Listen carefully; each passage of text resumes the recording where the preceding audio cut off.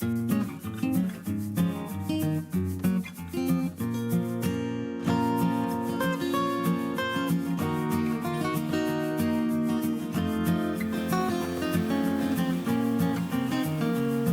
to my kitchen. Today, we're making Filipino adobo, one of my favorite dishes. It's a dish that's been passed on down through generations, a Filipino classic that's made in almost every home. Every family has its own twist on adobo, but the base is always the same. Chicken, soy sauce, vinegar, garlic and bay leaves.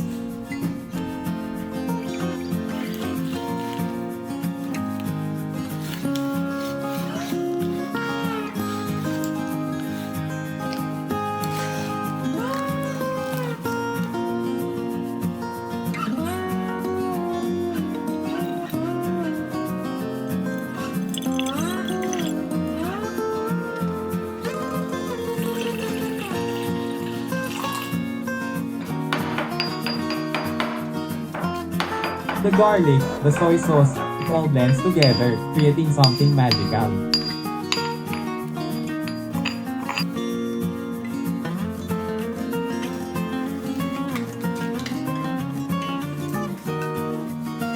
First, we marinate the chicken in a blend of soy sauce, vinegar, and garlic.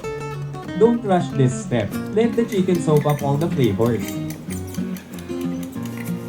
While the chicken marinates, we'll prepare the pan. Now, let's get our oil nice and hot. This is the magic. Garlic and bay leaves infusing the oil, filling the kitchen with that beautiful fragrance.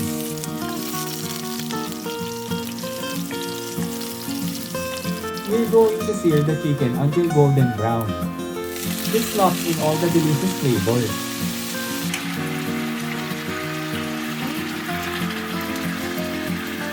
This part always reminds me of cooking with my mom.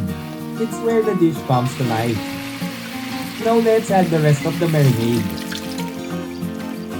We'll let this simmer for a little bit until the sauce thickens.